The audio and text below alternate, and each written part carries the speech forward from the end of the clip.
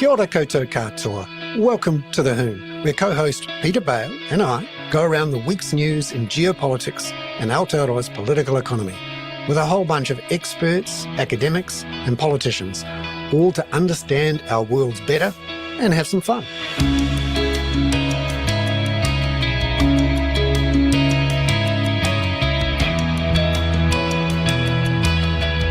Kia ora, e te iwi. It is great to have you here. I'm Bernard Hickey, co-host of The Hoon on the Kaka with Peter Bale. Peter, great to see you. Bernard, it's lovely to see you too, and I can see that you've been for a swim, which always makes me feel good because I know how it makes you feel relaxed and able to deal with your rather mad working life. I've been for a swim every day this week except for today, which I buggered up. So I was out running around like a mad person, so I didn't get to go in at high tide and do my... I have a new regime, which is I do three rounds between a couple of boys, and I like to think that the boys are 100 meters apart, but I looked at them today and I suspect they're only 50. So like most things that men can do, I've been deluding myself. Delusions are the thing that keep us going, I think. And I would suggest straight after the Hoon jumping out, not quite from your balcony, but yeah, if I did it from my deck or from the you've been down there from the jetty, I would probably crack my noggin on some oysters, which would be most unpleasant. Oh, and they scratch but too. They're really. But at high tide, it's tickety boo, as we say on the.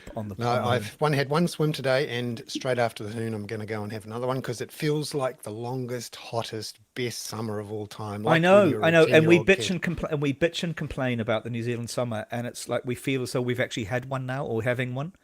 Of course, I don't want to lose it now, and I might be, I don't know. As we'll do with Catherine, it's been quite a difficult year if you think about what it was like this time last year.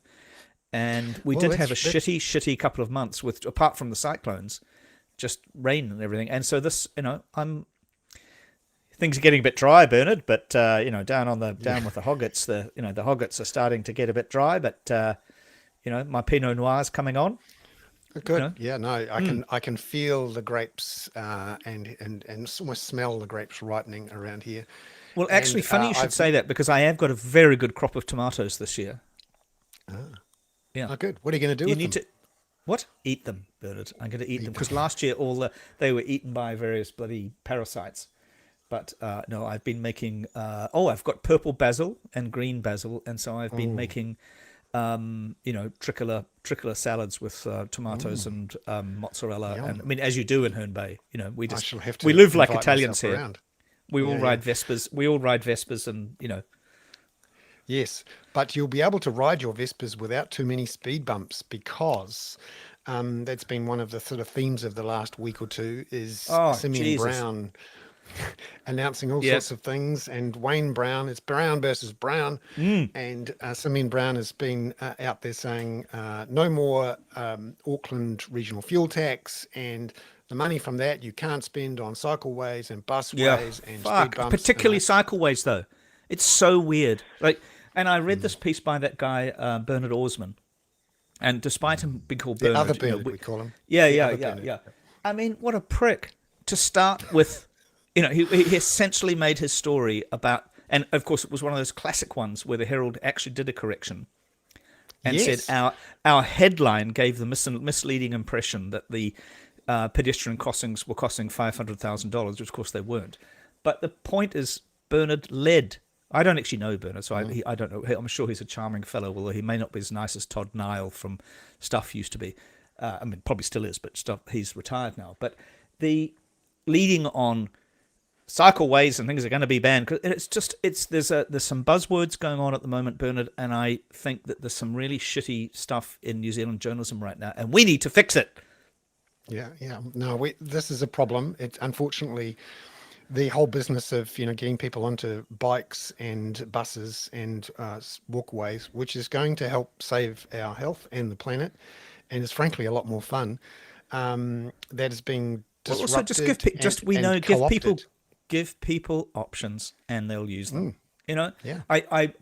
So this and the other thing let me address this from a journalism point of view, Bernard, because I've seen this several times in New Zealand, certainly since I've been back, and for many years.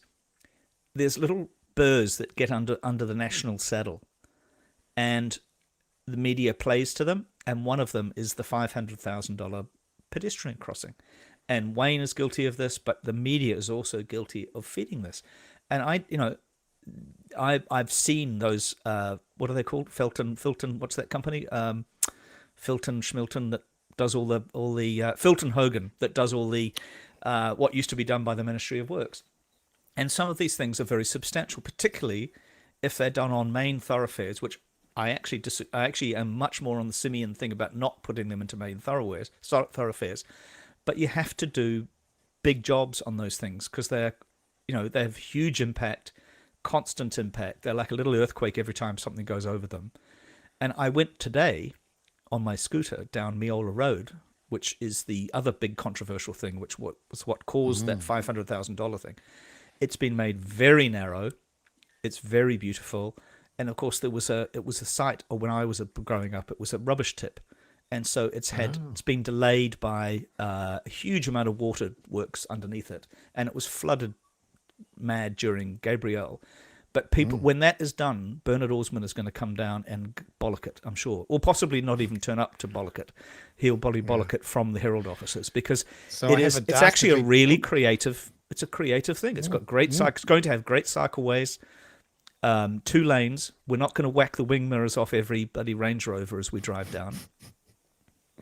And it's going to increase the value of the properties around there. So if Bernard Orsman is a property owner in Point Chev, Grey Lynn. Christ, he'd be run out on a rail, covered in tar and chicken feathers, and run out.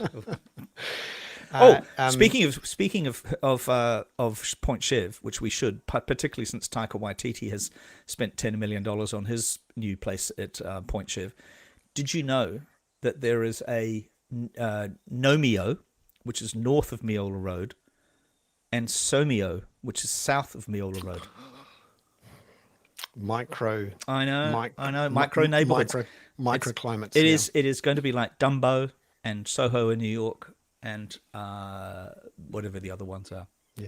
No, it's it really is capturing the attention, this culture war that's being waged by our transport minister.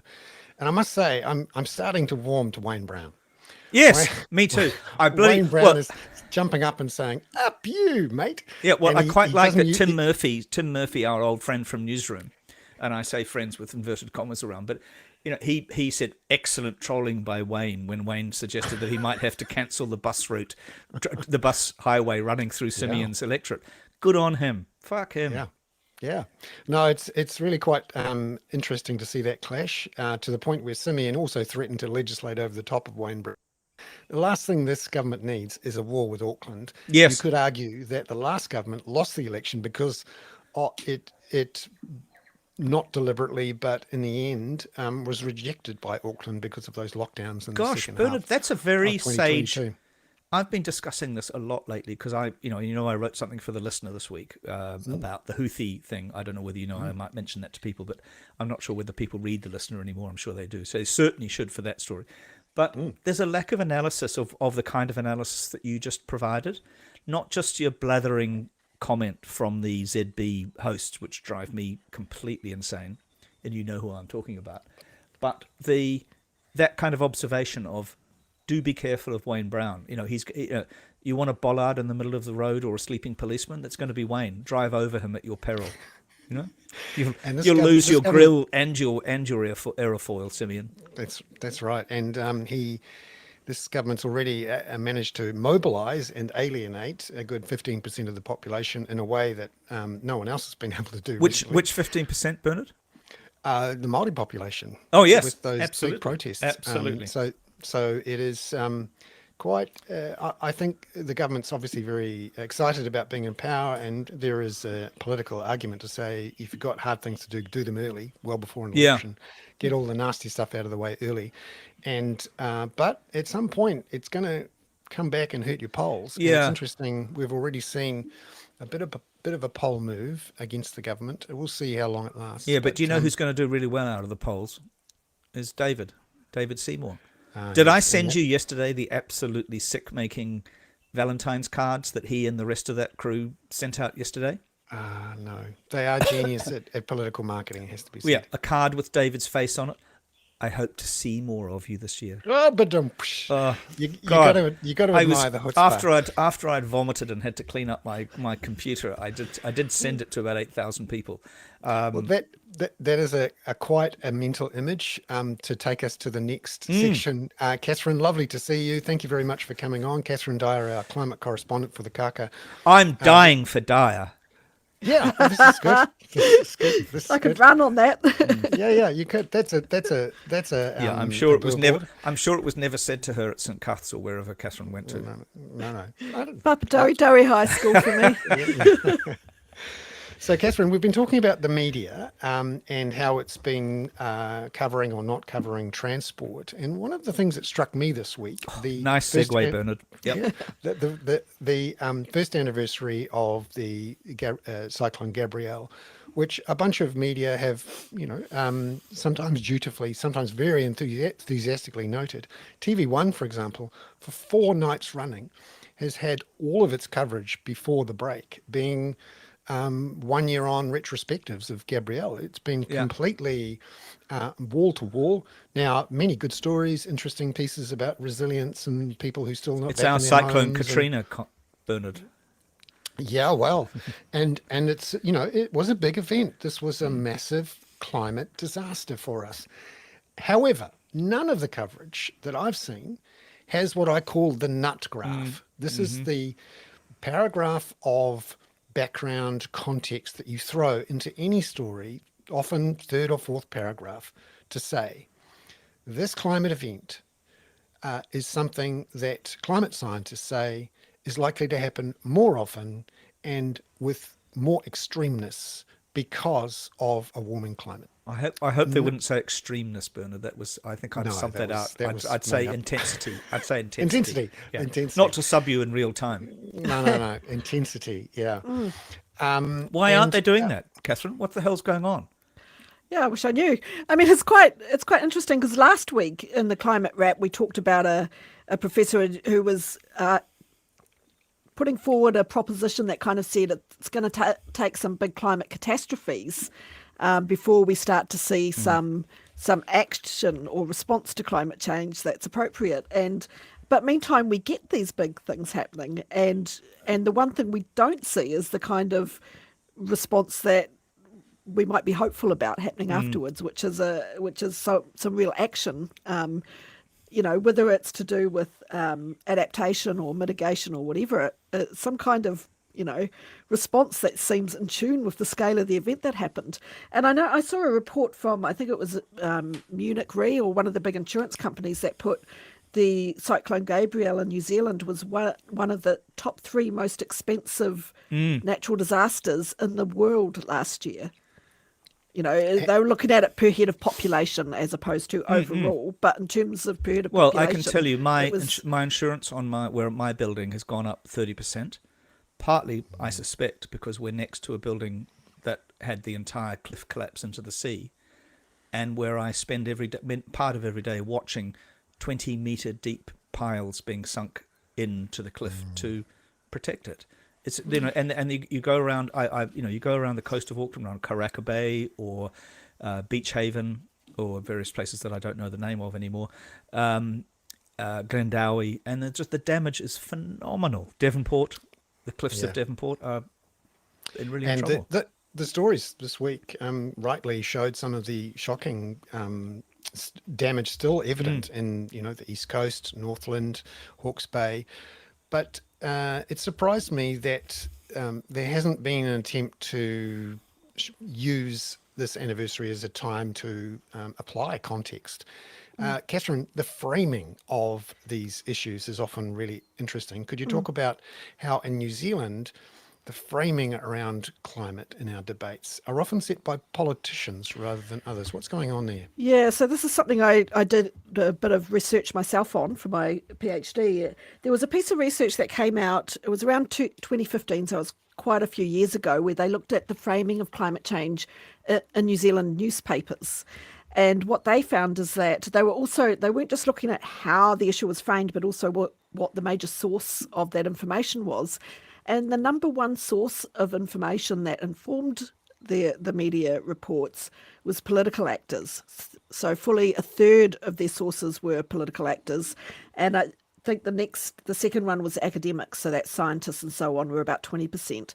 And so the frames the perspectives that were communicated were predominantly coming from politicians, and the types of ways that they framed it were in terms of economic competitiveness, politics, and social progress was sort of the three main ways that they talked about it. So when I did my own research, I kind of thought, well, I'm not going to look at the way the media frames it. I'm going to go straight to the source and look at the way that politicians frame climate change and climate action, because that's what is being reflected in the media here. And I don't know if that's the case for other issues. We typically kind of go media frames inform the way governments respond rather than the other way around. But certainly in the case of climate change at that point in time, most of the way it got talked about in the media and in society was based on the way politicians framed it.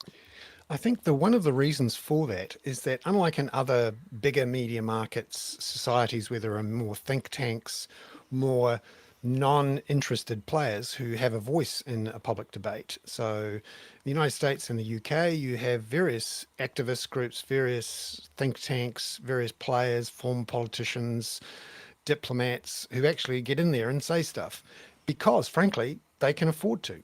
Whereas in New Zealand, we don't have that same ecosystem of people who are separate directly from politics and who are able to apply, research and time and effort and bring in the communicative stars to do it. And one of the reasons I think this is because just like every other media in the world, there's been a contraction in the number and experience of people covering these issues. And so increasingly, because the parliamentary press gallery is frankly a very efficient and relatively cheap way for the major media groups to cover politics and fill their papers and their bulletins, because frankly, the parliament pays. The parliament pays for all the buildings, a lot of the telecommunications, and in terms of being an efficient way to produce lots of news, the parliamentary press gallery does it. Now that means that the parliamentary reporters in New Zealand tend to set the agenda, and they are obviously, triggered, if you like, focused, fed by the politicians right in front of their faces who are in Parliament. So the parliamentary politics tends to dominate the debates around climate and economics and a whole bunch of other things, simply because there are not those players outside of the parliamentary press gallery able to insert themselves into the debate. Frankly, because it's just not worth it for the main media companies to do that. And so that's one of the challenges, I think, in New Zealand, where in other places, the main newspapers have their own professional columnists who are paid large amounts of money to have opinions, but they're not necessarily politicians. The David Brookses of the world or the Paul Krugmans of the world. Now, they're independently supported. They don't have to worry about, who's going to pay the mortgage this month. And from a newspaper point of view or a media point of view, people like the CNN anchor who's the foreign correspondent whose name escapes Do you me mean right Fareed now. Zakaria? Yep, that sort of person. And also... Do you mean Christiane Amanpour? Christiane Yeah. Amanpour had a Who is the mind-blowing... GOAT, the greatest of all time? Exactly. That's the sort of experienced, independent journalist, but with an ability to have an opinion that is informed and can set the agenda. You don't see quite so many of those people In the climate here. area, you mean, or in New Zealand? Yeah. Well, you're In the person in general. New Zealand, Bernard. You're the only one I listen to, apart from Patrick Smelly And sometimes. I'm very appreciative of the support I get from subscribers, and And me. otherwise I wouldn't Yeah. be able to do it. Yeah, and Peter too. That's right. But also you So- bring academic people onto Yes, your shows to talk about these exactly. issues, which is exactly the thing that's kind of missing a little bit. Not everywhere, but not as dominant as it could be.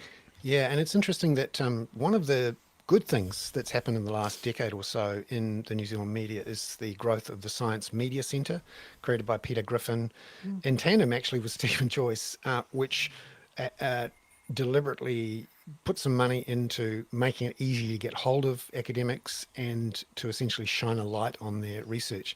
And I think it really changed the way that our response to COVID developed. And we are seeing more of the likes of climate scientists, the Jim Salingers and the Dave. Sorry, I'm having a little Senior the moment. climate. Yes, senior moment. That's right. It will come to me, and I'll put it into the show notes. We are seeing more of those climate voices in the media, thanks to some efforts by actually just two or three people, frankly.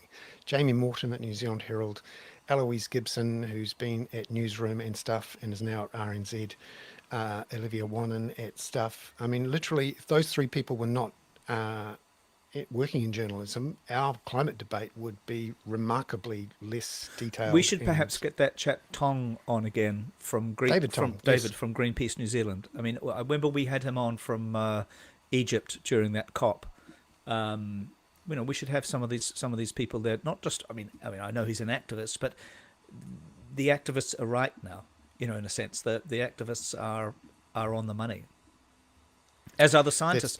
And remember, we had that fantastic woman from Canterbury, the academic from Canterbury. Oh, Bronwyn. Yeah, Bronwyn Hayward. Yeah. Let's get her. Yes. Let's get her in again. She's probably got a PhD too, Catherine. Well, she's also helped write. She also helped write and coordinate the IPCC yes, reports. Exactly. So I was able to connect. She's excellent. Yeah. Whereas us two idiot savants can just disappear into the background and listen to you two. Yeah, like which a lot of our audience would quite like. That's right. Like the guy in The Simpsons who recedes into the hedge. We could do that, Peter. Yeah. Catherine, the next issue we wanted to look at was the big news out of our Supreme Court on a massive climate lawsuit. Could you tell us about that and why it's been watched by the rest of the world? Yeah, so this is the case that's often referred to as Mike Smith v. Fonterra.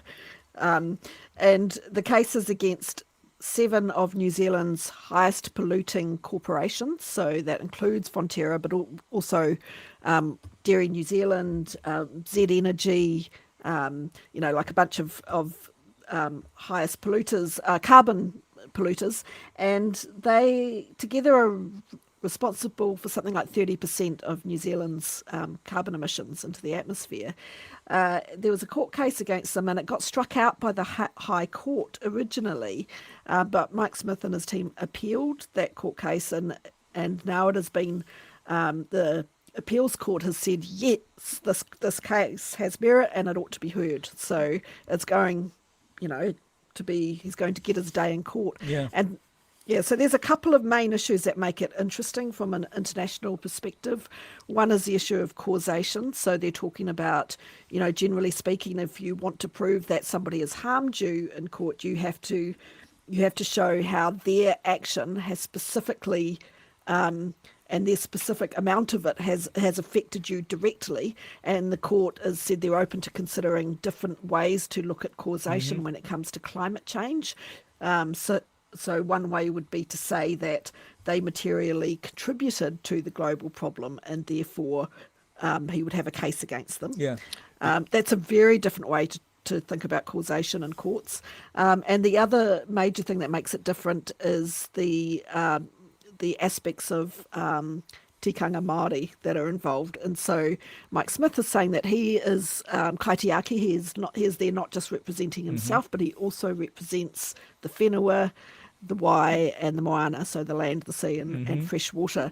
And that those can be treated as specific entities in their own right in a court of law. That's quite new. That's something that Indigenous groups around the world have done a lot of Absolutely. work. It's so on interesting. Rights-based, yeah. So those two things make it very interesting from an international perspective. Just to slightly, this actually fits also with poor old Robert, who's sitting there quietly, but because it fits with the rules-based international law thing. And I was oddly talking to a senior New Zealand judge about this yesterday for something else.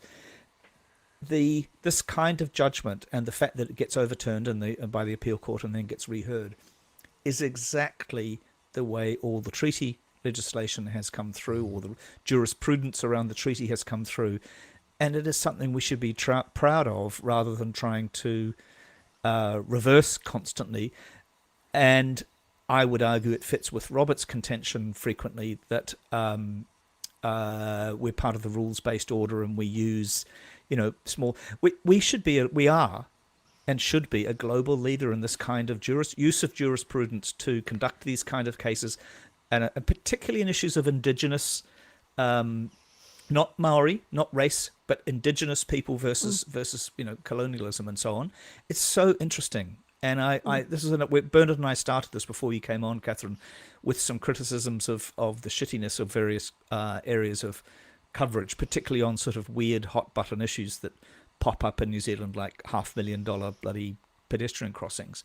But a little bit of serious analysis about that judgment and explanation about. I mean, there's something going wrong journalistically that we're not. And I'm not meaning to do that. Oh, the mainstream media never reports, but there are really fascinating things going on in justice and law in New Zealand.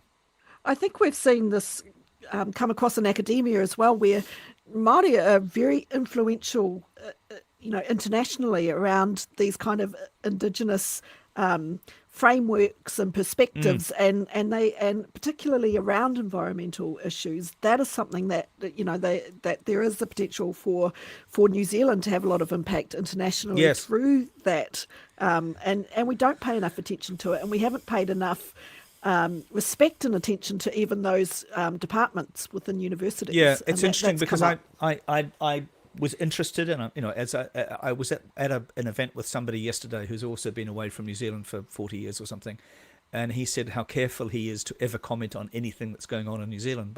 And of course I've broken that for the last 2 years or so doing this with Bernard and Ryu and Robert. But even I read something quite sage, and I must find it actually, about the Mataranga Maori question. And it actually put it in the kind of context that I would wish it was put in, which is these are, it was about navigation and understanding and being interested in how Polynesian people navigated to New Zealand and elsewhere. Isn't, as Richard Dawkins would say, an affront to science. It's just saying there are some interesting aspects in this. It's not turning our back on science, it seems to me. Anyway, I'm sorry, I've digressed slightly. No. This is a really fascinating topic. Catherine and I have spoken about this in more depth in our weekly climate wrap video, which will be going up tomorrow. Catherine, thank you so much for... Everything is a bloody promo, isn't it, Bernard? Oh, hey, we hustle. We hustle here on the Hoon. Hey, Robert, it's really good to see you.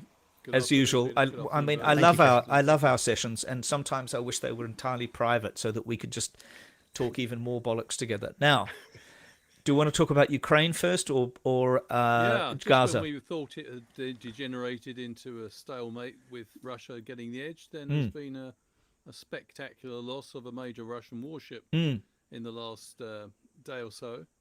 The Caesar Kunikov, a major loss for the Russians, and again they've fallen to drones. Yeah, it's so interesting, isn't it? I mean, I know you're not a military historian as such, but I'm sure you sit in the evenings with a glass of whiskey and a pipe in your armchair and read Phillips what's his name? Phillips O'Brien. These spectaculars. I mean, what do you think might change? Because the spectaculars have been spectacular. And they've given Phillips, FILLIP, to Ukraine and possibly to its Western backers. This comes at a very critical moment when the Ukraine support from the US is still not through Congress, and we've seen the change this week of the leadership of Ukraine's military. Yeah. What's happening there? What are you seeing? What are you seeing there, please? The reshuffle of the Army Command is actually coinciding with a new strategy, which basically seeks to do what other smaller actors have done when fighting against a much larger one, which is conduct asymmetrical warfare. And I think they're going to increasingly target Russia rather than sort of trying to break through on the front per se. I think they are targeting selectively very strategic. What's been striking in the last 10 days, a whole series of major oil installations in Russia, quite deep into Russia, some far as St. Petersburg have been targeted, and this, of course, will affect the Russian war effort. So they're actually reaching into Russia's backyard and taking the fight to them, and they think this is psychologically and also logistically very important. So, in a sense, I think it's much more of a hit and run strategy now. But of course, using drones. But that strategy is presumably not being driven yet by the new military commander. It's presumably a legacy. Some of the, this mission overnight. There may be some crossover. We don't know whether Zelensky had private discussions with the new person who's taking over from Zaluzhny. Apparently, the move didn't go down very well with Ukrainian troops because previous. Army command was very popular. But, something that is worth keeping in mind is that I think Zelensky felt it was at a critical juncture in the battle. He needed to freshen things up a bit, and he also, I think, was getting frustrated because I think he wanted this sort of strategy much earlier. Yeah, it's interesting because his replacement, of course, is a guy called Alexander Siersky, who has been criticized by just gently, Robert, if you have the capacity to turn up your mic response a tiny bit would help people. Is that better? He's talked about soldiers being the main asset, and apparently one of the things, apart from the use of the word stalemate that turned Zelensky against Zaluzhny, is allegedly there was a dispute between Zelensky and Zaluzhny about the range of attacks across the front line. And supposedly Zaluzhny wanted one of those kind of punches through to the south towards Crimea. Right. But, I mean, they're being strangled by the Americans, though, right? I mean, one of the things I wrote today was this: it is extraordinary to think that Trump, effectively not even elected, is again holding Ukraine hostage. Yes, although I see that the most recent arms package has got through the Senate. But it's got to get through the House. But it's got to get through the House, absolutely. The Democrats have, of course, just flipped another seat in New York with DeSantis standing down and being replaced by a Democrat. So we just have to wait and see on that. I agree with you. Mr. Trump is effectively doing Mr. Putin's work for him. But I think it's looking quite ominous for Putin because it's one but it looked so good, Robert, when he was interviewed by Tucker Carlson. It all looked perfectly fine, and he did have a. Actually, would you like to stop now and we can do a half-hour discussion together about the history of Russia, going back to Oleg the Marvelous? No, I don't think we should. Please, and I can no! talk about my favourite ruler from the two rulers from the past, which is Pedro the Mad and Juana the Cruel. But that's bringing in Spain, which we could do if we had a spare 45 minutes or so. But carry on. Please no. But it was looking, he had a major victory with that Tucker bollocks, didn't he? I think cumulatively, these deep strikes within Russia are very dangerous for an authoritarian leader, where the promise to the people is, don't worry, I'm in charge, I'm ruthless, I move against domestic opponents as well as external opponents, but the trade-off, you're all safe under me. Yeah. Providing you don't step out of line. But this is a way to show that they're not safe. Yeah. And that's probably, I think, Zelensky, with his political antenna, has worked out this is the way to get to Putin. There were signs of this earlier, just at the end of last year, when we were talking about some of those drones which were flying around the Kremlin, which was a bit of a psychological move. But I think we're going to see a lot more of that. And the other thing is, there's a lot of new weaponry arriving for Ukraine. I know the Americans are a problem, but the Germans are beginning to deliver some pretty handy stuff. Still not delivering the Taurus missile, which but F-16s are imminent. So, well, they've been imminent since October. I know they have. We keep talking about them, but it does seem like there's about 24 from the Netherlands, and I think most of them now are in Ukraine. How interesting! That will be such a change. Now, could you address one thing that because one of the things that I also brought up in my spin-off thing today was about the fatigue, the Western fatigue, and one of the things, and I hope the audience is okay with this, and you can tell me on YouTube if you're not, to talk in that Tucker Carlson interview, which the historian Mark Galeotti described as Putin bingo, and in more harsh terms. But it raised again this idea of whether this is a proxy war. And I'd like, could you just, it's nearly 2 years. It's almost exactly 2 years. 2 years plus, it's minus 7 days since the invasion. Just tell us a little bit about your perspective as a professor of international affairs on the reasons why this war matters even to us in New Zealand. I don't think it's a proxy war. I think Putin's motivations were primarily domestic, to consolidate his declining authoritarian regime. It's very convenient to point the finger at NATO. A lot of people say it's all to do with NATO enlargement. But that, of course, assumes that Russia has the right to veto the security arrangements of a neighbour, which it certainly doesn't. So I do think even if Western support for Ukraine dropped right off, Ukraine would keep seeking to eject Russian troops from their country. It would take much longer. They would have to have a lot more homegrown drones and things like that. But I think it would continue. So, that was an extraordinary interview with Putin. One thing I really liked was, well, not liked, but I was amused by, was Putin's creative approach to history, whereby to the Poles. The Poles. The Polish provoked Hitler into jointly invading the country with the Soviet Union, which he didn't mention because he didn't mention it was the non-aggression pact between the Soviet Union and Nazi Germany 3 weeks before what became a joint invasion of poor Poland. Yes, and we know that the Russian forces stood outside Warsaw, letting the Germans destroy Warsaw and take over Warsaw.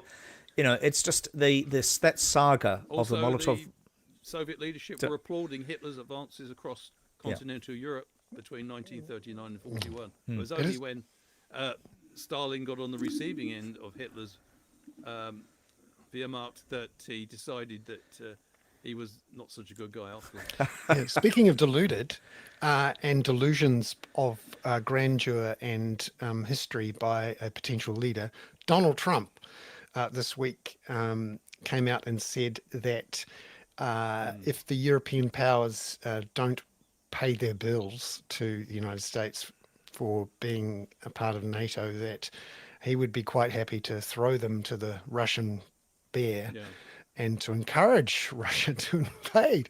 What did you make of all that and what it does for solidarity in NATO? Well, that comment has provoked Putin to say he wants Biden to win the election now. You heard this in the last 24 hours. Of course, that's a tactical move. He's desperate. For Trump, he can't admit it publicly, particularly after Trump's outrageous comments. There is a deep affiliation between Trump and Putin.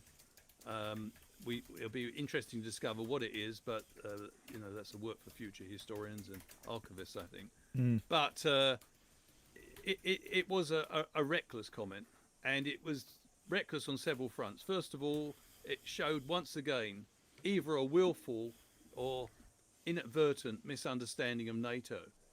No money is paid to the US per se. There's an expectation that every NATO member contributes 2% of its GDP. And I think, apart from the 11 that meet that expectation, several prominent countries don't, including Germany.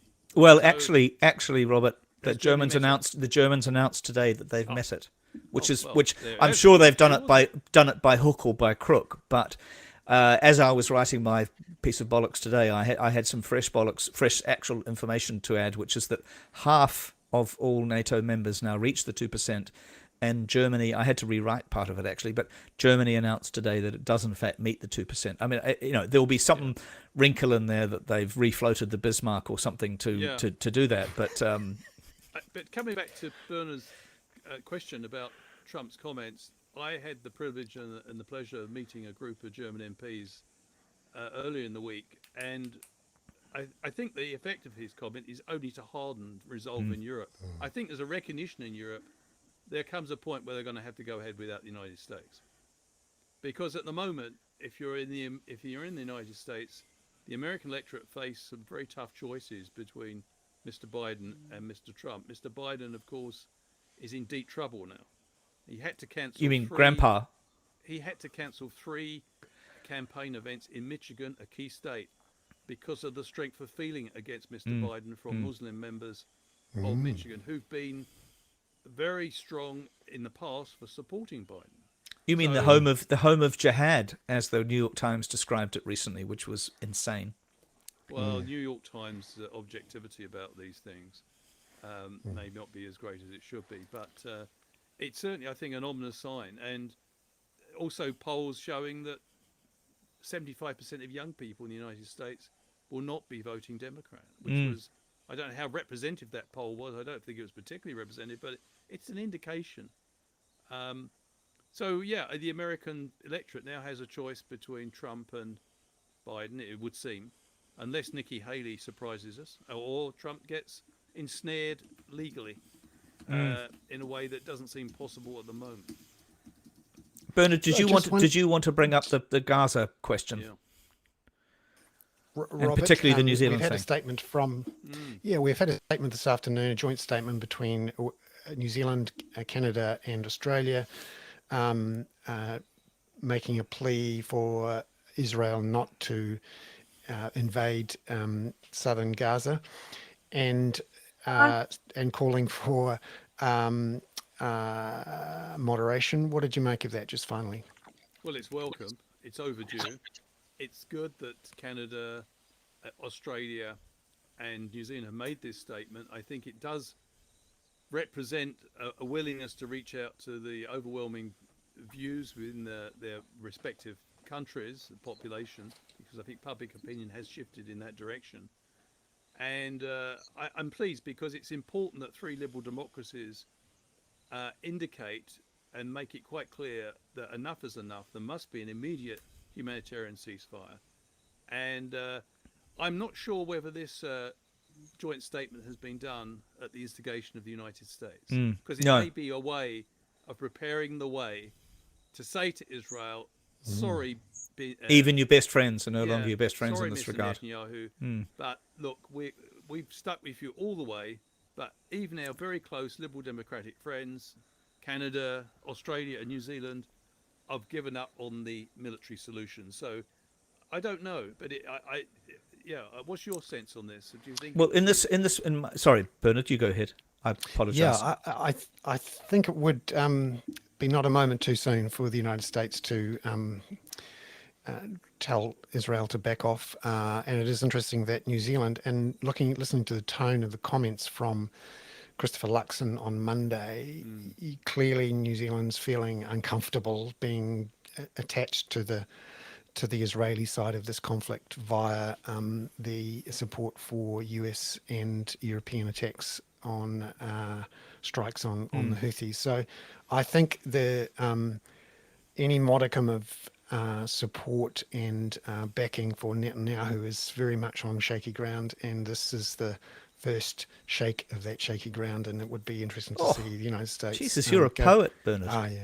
And I like the use of the word modicum in there. Modicum, I don't think we've heard modicum for a while. Oh, no, it's a thesaurus. I can't remember my own name, but that's Robert, thank you very much. Well, wait, 1 second. Can we just have, hey, Dr. C, can we just have one more question to Robert? Do you mind? Just one? Go for it. Yeah. Robert, I was really struck thinking about Rafah, that, it's right on the border of Egypt, the Sinai Desert. It's probably a town of 30,000 normally. I don't know. Actually, I should check this, but you got 1.5 million people there. 1.5 million. If you had just been taken before the International Court of Justice and that they had found a plausible case that you were at risk of committing genocidal acts, bombing 1.5 million people on the border of Egypt when people in your government had talked about the idea of expelling Palestinians to Egypt would not be a good look. No. Question and mark. Also, particularly since Israel urged many of those people to go to Rafah, described as a safe spot. As was Khan Yunis. They're absolutely bewildered. They've gone there and they've got nowhere else to go. Yeah. And they've been told to leave. So, yeah, I mean, the other thing is, you may know that South Africa have made a renewed plea to the court to perhaps accelerate the possibility of the court mandating a ceasefire. Yeah. So thank you very much, that's Robert. in the works. But yeah, I mean, and of course, as we both discussed before, Mr. Netanyahu has a certain interest in keeping the war going. I don't know if you picked this up, Bernard and Peter, but early in the week there were reports on Al Jazeera and I think on RNZ that Mr. Biden had an extremely heated conversation And with called him an President Obama. arsehole. Well, he called him unmentionable names, apparently. Yeah, the So I think, unmentionable name was again, arsehole, I but think yeah. this was all performative. Whether he really did Yeah. is another matter. But the White House press corps wanted to get that message out Mm-hmm. that the president is Yeah. losing patience. Yeah. Yeah. Belatedly. Robert, thank you very much. Robert, Lovely thanks to so have much. you on Thank again. Lovely to see you as always. Thank you very Great. much. Hi, Cheers. Dr. And it's C. time now to welcome Dr. C. Rotman onto the show again. Thank you for waiting, and thank you very much for being on. Kia ora, no, thanks so much for letting me on. I just came in right there at the end, and I just heard that there's a bipartisan solution that trying to sanction South Africa now in the US Congress. Yes, there is. Oh, Yes, there is. It's a yeah. very interesting problem, and it's again, well, some of these things are just totally performative. But the South African connection to the Palestinian thing is so interesting, given the history of the apartheid regime in Israel and the nuclear program and all of that stuff. Two embattled nations are combining in a rather cynical fashion, and of course the ANC and the Palestinians. So forgive me, I'm drawing you out of your area of expertise and into your area of. I'd rather not talk about it, but Yeah. Dr. C, thank you very much for coming in. Earlier this week, I came along to the presentation of a report that you've coordinated, which you can see here, and we'll put a link to the report in the show notes with the Hoon as it goes out. Research into hard-to-reach customers living in hidden hardship. This is all about energy poverty and the very real problem of power companies being unable to contact people who are in trouble, and also power companies looking to do things a bit differently than the plain old, well, you haven't paid your bill, we're going to cut you off, and that's it. Can you talk about the background to this report, which you've coordinated with community groups and with Genesis and Mercury, about why you've done this research and initially what you found? yeah. So Mercury and Genesis, obviously our two largest retailers, they realized that there was still a lot of hardship, an increasing hardship with their customers from the customer research. And they also saw there is a rise in social retailers like No More and Toast Electric, which means that the major utilities are obviously not doing their job getting to some of those communities. And so they really wanted to do something, and they didn't want to just wait for the government for MB's energy hardship, mahi to get finished, because that was obviously going for years. It's now, it's now been completed, and we talked about that last time I was here. But so they wanted to not duplicate any of that other mahi, but instead find out more about who those customer groups are, and what their needs are, and work and collaborate with the community to co-design some solutions for them and be really quite proactive about it. And so that was really what brought it about, and it centers on this beautiful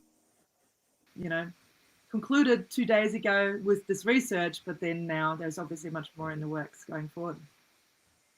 Yes, so in doing that research, you found that there were a lot of people who maybe didn't contact their energy company, or the energy company couldn't contact them when the bills started to mount up. Could you talk about some of the things that some of the power companies are doing to try to connect with people, and how much of an issue this hidden hardship is?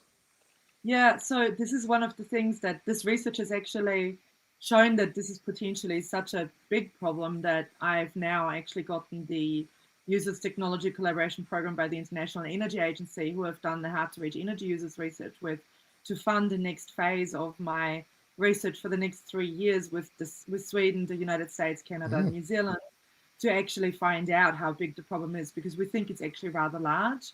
We already found that hard to reach energy users are much larger than we thought, much greater proportion.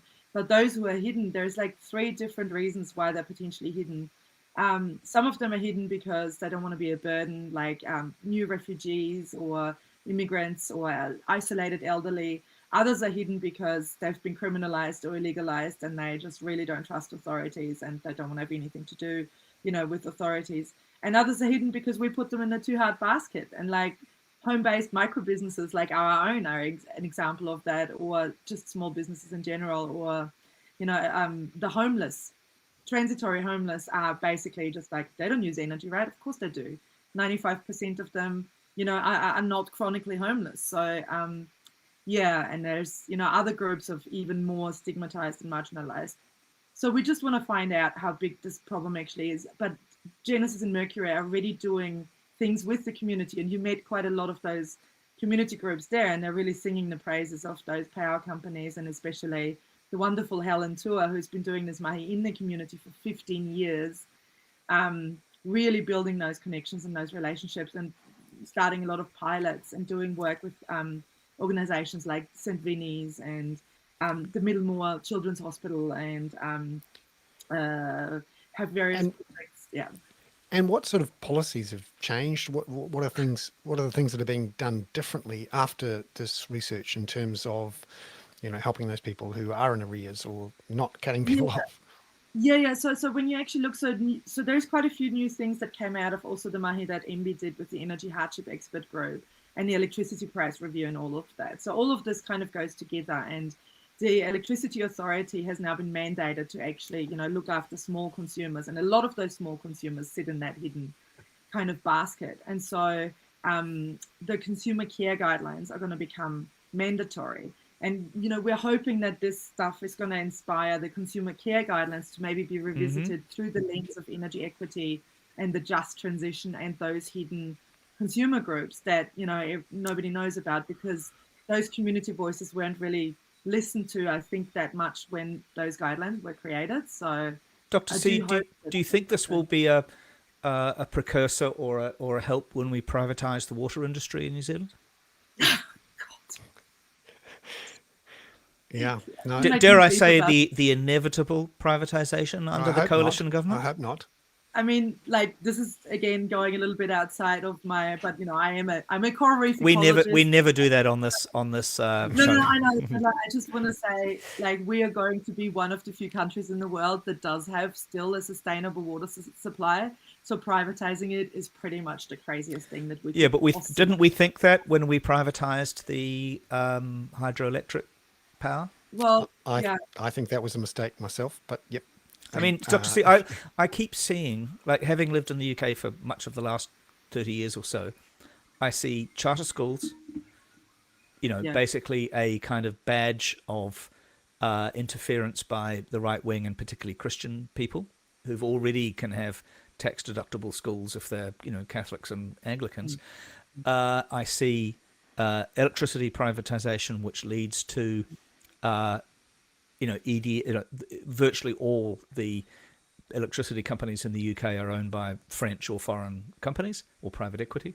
And then in water, you've just seen decades of dividend extraction and poo. That's what we, I could call it shit, actually, going into the water. Yep. And I just, I can see that being a subtext of what has been agreed this week, and this use of urgency to get rid of Three Waters.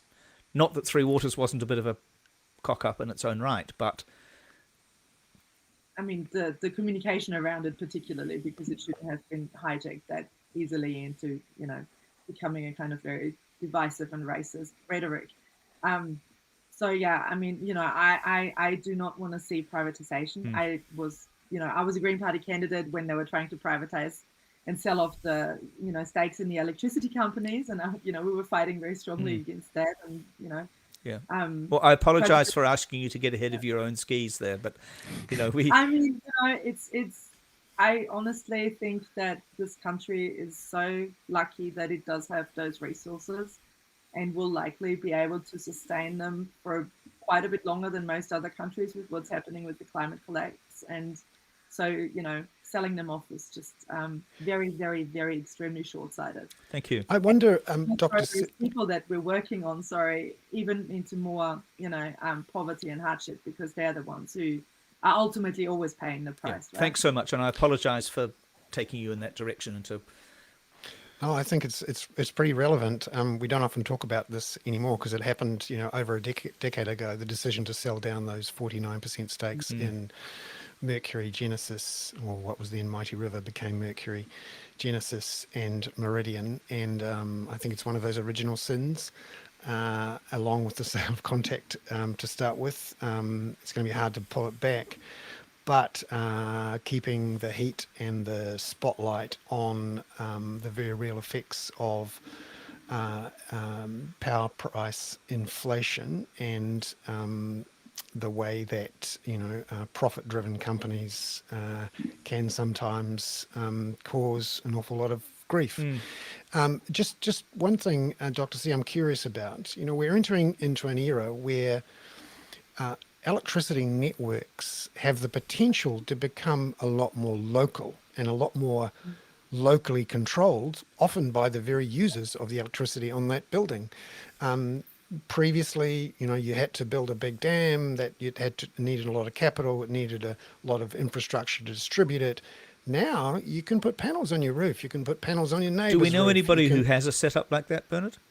Oh, there's a few people around. Yeah, yeah, and I just wonder: is there a potential here with the rollout of cheap solar batteries, community networks, virtual power traders, to actually start to break the grip of these, big gentailers and the big distributors, and give some people some actual power to own and generate their own electricity? Yeah, it's yes. I mean, on the one hand, I do want to just say that it is the mandate of the power companies to sell power, and their main shareholder is still the crown. And so, you can't really blame them for doing what is actually the mandate. It would be illegal for them not to try and make money out of selling power.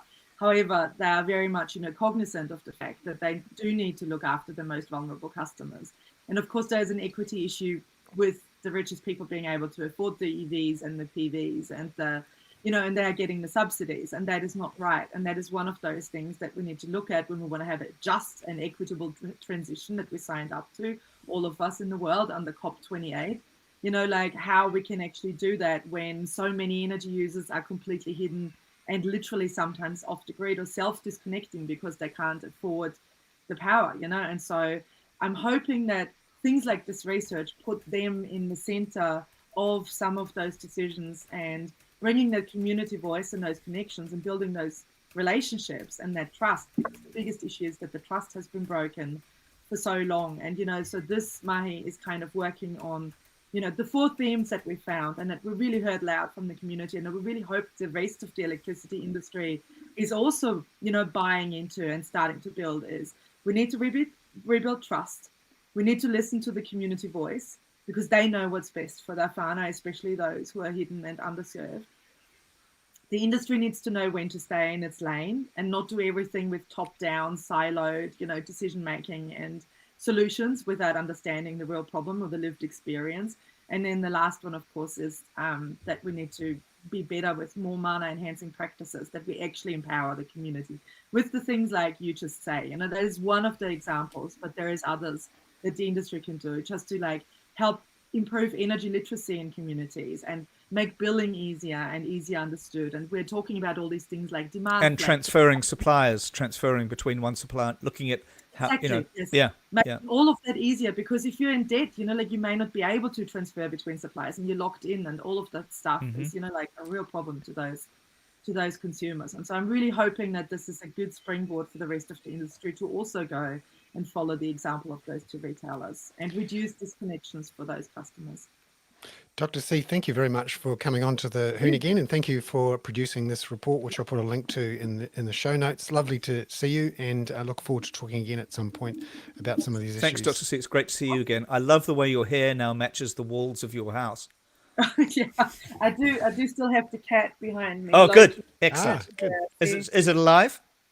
Loki is alive, and there's a wolf there as well who doesn't look very alive. Good. Next time I'll bring the donkeys and the Oh, goats. excellent. See you. Great. That will be your that will therapy be donkey. Yeah. We will be the first podcast that includes a donkey. We've got to get that up. Or a mule, Bernard. Oh, a mule. Or an ass. Actually, we've had quite a few asses, and some would say that That's we've got 2 asses presenting it, or at least one co-presenting it. But we've had a wonderful time. Donkeys, that's good. Now, just to finish the show. Well, Bernard, no, but can I ask you a question actually? Because there's been a tiny bit of digression in the show. Is the government, in your view, overusing urgency in order to get its 100-day thing going?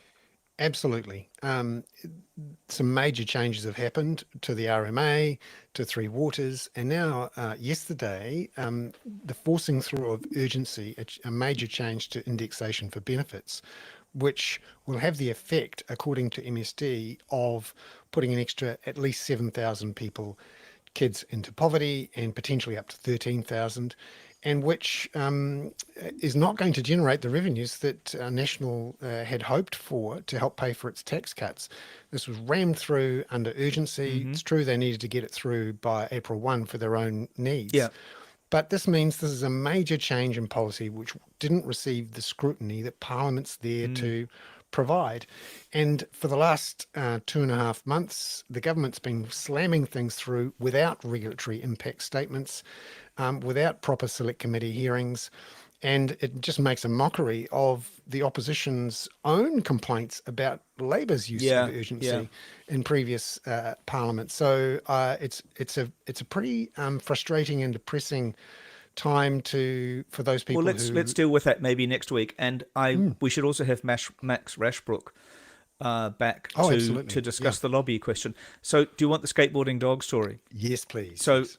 I love those Florida man stories, which are usually, Florida man eaten by his own alligator, or, Florida man votes his alligator into power or something. But today's one is about a Texas man who had a 250-pound, that's about 100-kilo warthog, which decided to kill him one day. He had a pet warthog, and apparently warthogs have become quite big pets, or like very large pets, both, and partly because of that ridiculous film and the one that says Hakuna Matata. Right, The Lion King. The Lion King. I'm sorry, that's the film. And so this chap, Austin Riley, was walking around his farm in Texas with his 250-pound warthog when it, as it says, it used its razor-sharp 7-inch tusks to stab him at least 15 times. The attack shredded his lower body and filled his boots with blood, and then left gaping holes in his torso and neck. I love these kind of stories. And had any other animal been responsible, Austin would have considered that this was a pet he trusted more than any other, his lovable warthog, Waylon. For years, that animal trusted me every day, and I trusted him, Austin said. I put blood, sweat, and tears into his life, and he decided to kill me. And then, of course, what happened was Waylon got killed and Austin survived. And Austin says of his long-lost warthog, I don't think it was Waylon who attacked me. I was attacked by a warthog. No, it wasn't Waylon. No, it was a schizophrenic warthog. Yeah. Hakuna Matata. Hakuna Matata. Yeah, exactly. And then life it's all part of the circle of life, Bernard. Yes, nature is healing. Yeah, exactly. Well, also, we plant the seeds, nature grows the seeds. If anybody can on YouTube can tell me where that comes from, you can get an autographed copy of Bernard's new biography, My Life on the Life as a Beach on Waiheke. Yes, exactly. No, that's good. Peter, lovely to have you on. It's been a great show again, and looking forward to again next week. Ka kite anō, everyone. Ka kite anō. Thank you very much, everybody. Cheers. We will get to those privatisation questions next week. I'll talk to Bernard and we'll deal with it again. Thank you. Cheers. Bye-bye.